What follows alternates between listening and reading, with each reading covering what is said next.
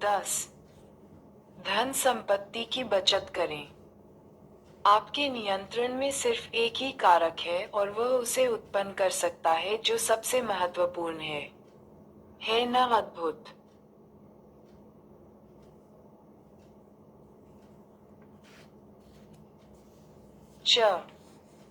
लिए मैं आपको पैसे बचाने के लिए राजी करता हूँ। इसमें ज्यादा देर नहीं लगेगी। लेकिन यह एक अजीब काम है ना? क्या पैसे बचाने के लिए लोगों को मनाना पड़ता है? मेरा मानना है, हाँ, बहुत से लोगों को मनाना पड़ता है। एक नियत आय के बाद लोग मुख्यतः इन 3 समूहों में आते हैं। जो बचत करते हैं, जिन्हें नहीं लगता कि वे बचत कर सकते हैं, जिन्हें लगता है कि उन्हें बचत की जरूरत ही नहीं। ये बाकी के 2 समूहों के लिए है। पहला विचार सरल, लेकिन जो आसानी से अनदेखा हो जाता है, ये है कि संपत्ति निर्मित करने का संबंध आपकी आय या निवेश प्रतिफल से कम और आपकी बचत दर से अधिक होता है। दक्षता की शक्ति के बारे में एक कहानी। 1970 में ऐसा लग रहा था कि विश्व में सारा तेल खत्म होने वाला है। हिसाब अधिक कठिन नहीं था। वैश्विक अर्थव्यवस्था में तेल की खपत बहुत अधिक थी। वैश्विक अर्थव्यवस्था विकसित हो रही थी और जितना तेल हम खुदाई करके निकाल सकते थे, वह कम पड़ रहा था। शुक्र है कि तेल का खात्मा नहीं हुआ, लेकिन ऐसा इसलिए नहीं कि हमें अधिक तेल मिल गया या फिर हमने बेहतर ढंग से तेल की खुदाई करना सीख लिया। तेल संकट पर विजय पाने का सबसे बड़ा कारण ये था कि हमने ऐसी कारें, फैक्ट्रियां और घर बनाने शुरू कर दिए जो पहले की तुलना में अधिक ऊर्जा दक्ष थे। यूनाइटेड स्टेट्स 1950 के मुकाबले अब प्रति डॉलर 60% कम ऊर्जा का इस्तेमाल करता है। 32 सड़क पर चलने वाली सभी गाड़ियों का औसत मील प्रति गैलन 1975 से अब तक दोगुना हो चुका है। 1989 की फोर्ड टॉरस सेडान का औसत 18 एमपीजी था। 2019 की शेवी सबबन, जो बहुत अधिक बड़ी है, का औसत 18.1 एमपीजी है। विश्व ने अपनी ऊर्जा को बढ़ाकर विकसित नहीं की, बल्कि अपनी ऊर्जा की खपत को घटाकर की। यूएस का तेल और गैस उत्पादन 1975 से 65% बढ़ चुका है, जबकि उस ऊर्जा के साथ हम जो कर सकते हैं, संरक्षण और दक्षता उसके दोगुना हो चुके हैं। इसलिए ये देखना आसान है कि क्या अधिक महत्वपूर्ण रहा है। यहाँ पर महत्वपूर्ण बात यह है कि अधिक ऊर्जा ढूंढना हमारे नियंत्रण के बाहर है और अनिश्चितता से घिरा हुआ है, क्योंकि यह सही भूविज्ञान, भूगोल, मौसम और भू राजनीति के नाजुक मिश्रण पर निर्भर करता है। लेकिन जो ऊर्जा हम इस्तेमाल करते हैं, उसमें अधिक दक्ष होना हमारे नियंत्रण में है। एक हल्की कार खरीदना या फिर बाइक चलाना आपके हाथ में है और 100% रूप से दक्षता में सुधार ला सकता है। हमारे धन पर भी यही लागू होता है। निवेश प्रतिफल आपको अमीर बना सकते हैं, लेकिन कोई निवेश कार्यनीति काम करेगी या नहीं, कब तक काम करेगी, या मार्केट साथ देंगे या नहीं, ये हमेशा शंकास्पद रहता है। परिणाम अनिश्चितता से घिरे रहते हैं। व्यक्तिगत बचत और मितव्ययिता वित्त का संरक्षण और दक्षता संपत्ति के समीकरण के वे भाग हैं जो अधिक रूप से आपके नियंत्रण में हैं और भविष्य में भी 100% उतने ही प्रभावशाली होंगे जितने आज हैं। अगर आप सोचते हैं कि संपत्ति विकसित करने के लिए और अधिक धन और निवेश प्रतिफल की आवश्यकता होगी, आप उतने ही निराशावादी बन जाएंगे जितने 1970 में वे ऊर्जा के अंत में विश्वास करने वाले थे। आगे बढ़ने का पथ कठिन और आपके नियंत्रण के बाहर नजर आएगा। अगर आप इसे अपनी मितव्ययिता और दक्षता से संचालित होता देखेंगे, तो आपको अपनी नियति साफ नजर आएगी। संपत्ति बस संचित अवशेष है जो आपके खर्च के बाद बचती है। और क्योंकि आप बिना ऊंची आय के भी संपत्ति विकसित कर सकते हैं, लेकिन बिना उच्च बचत दर के संपत्ति जोड़ने का कोई मौका नहीं रखते, ये बिल्कुल स्पष्ट है कि क्या अधिक महत्व रखता है। महत्वपूर्ण रूप से संपत्ति का मूल्य आपकी आवश्यकताओं के सापेक्ष है। मान लीजिए आपकी और मेरी शुद्ध संपत्ति बराबर है। और मान लीजिए कि आप मुझसे बेहतर निवेशक हैं। मैं 8% वार्षिक प्रतिफल कमा सकता हूं और आप 12% कमा सकते हैं। लेकिन मैं अपनी संपत्ति को लेकर अधिक दक्ष हूं। कहिए कि मुझे एक सुखी जीवन बिताने के लिए उसमें से बस आधे पैसों की जरूरत है, जबकि आपकी जीवन शैली आपकी बढ़ती संपत्ति के साथ उससे मेल खाती रहती है। मैं आपसे अधिक समृद्ध रहूंगा बावजूद इसके कि मैं आपसे खराब निवेशक हूं। मुझे अपने निवेश से कम प्रतिफल के बावजूद अधिक लाभ मिलेगा। आय के लिए भी यही लागू होता है।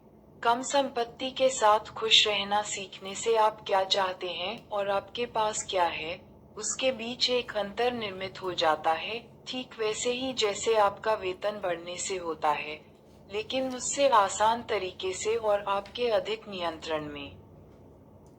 एक उच्च बचत आय का मतलब ये भी है कि आपका खर्च सामान्य से कम होगा, और कम खर्च का मतलब है कि आपकी बचत अधिक होगी तब की तुलना में जब आप अधिक पैसा खर्च करते।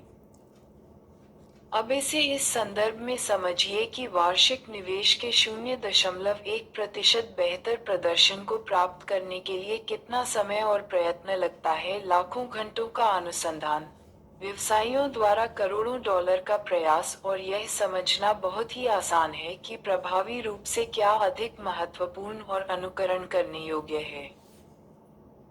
ऐसे भी पेशेवर निवेशक हैं जो सप्ताह में 80 घंटे कड़ी मेहनत करते हैं ताकि 1% का 10वां हिस्सा अपने प्रतिफल में जोड़ सकें, जबकि उनके वित्त में 2 या 3% ऐसे हैं जो जीवनशैली के कारण हैं और कम प्रयास से काबू में किए जा सकते हैं। बड़े निवेश प्रतिफल और अच्छी आय अद्भुत हैं जब उन्हें प्राप्त किया जा सके, और कुछ लोग उन्हें प्राप्त कर सकते हैं। लेकिन ये तथ्य कि वित्त समीकरण के एक ओर इतना अधिक प्रयत्न और दूसरी ओर बहुत कम अधिकतर लोगों के लिए एक अवसर है। आय के एक निश्चित स्तर के बाद आपको बस वह चाहिए जो आपके अहंकार के नीचे हो।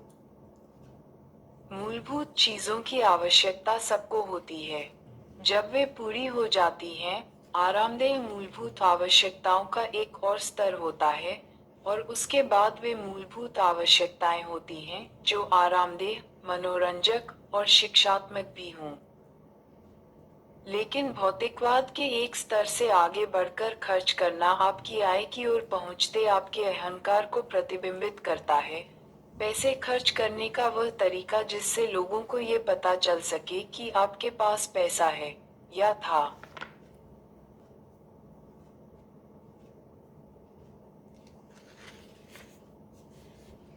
इसे इस नजर से देखिए, और बचत को बढ़ाने का सबसे शक्तिशाली उपाय आय को बढ़ाना नहीं है, बल्कि अपनी विनम्रता को बढ़ाना है। जब आप बचत को अपनी आय और अहंकार के बीच के अंतर के रूप में देखेंगे, आप समझ पाएंगे कि अच्छी आय वाले इतने लोग आखिर ज्यादा बचत क्यों नहीं कर पाते। स्वाभाविकता के विरुद्ध यह एक दिन प्रतिदिन का संघर्ष बन जाता है, जिसमें आप दूसरों का मुकाबला करने के लिए अपनी चादर से बाहर पैर फैलाते रहते हैं। वे लोग जिनकी व्यक्तिगत वित्तीय सफलता चिरस्थायी होती है, जरूरी नहीं कि उनकी आय अधिक ऊंची हो, उनकी प्रवृत्ति कुछ ऐसी होती है कि दूसरे लोग उनके बारे में क्या सोचते हैं, इस बात से उन्हें कोई फर्क नहीं पड़ता।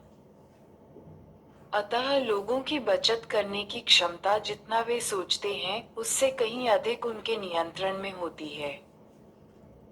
कम खर्च करके बचत की जा सकती है। अगर आपकी कामनाएं कम हों तो आप पैसा भी कम खर्च करेंगे। और आपकी कामनाएं कम रहेंगी अगर आप इस बारे में कम परवाह करेंगे कि दूसरे लोग आपके बारे में क्या सोचते हैं। जैसा कि मैंने इस किताब में तर्क किया है, धन संपत्ति वित्त से अधिक मनोविज्ञान पर निर्भर करती है। और आपको बचत करने के लिए किसी खास कारण की जरूरत नहीं होती। कुछ लोग घर के अग्रिम भुगतान, नई कार या सेवानिवृत्ति के लिए बचत करते हैं। ये बहुत अच्छी बात है, वाकई।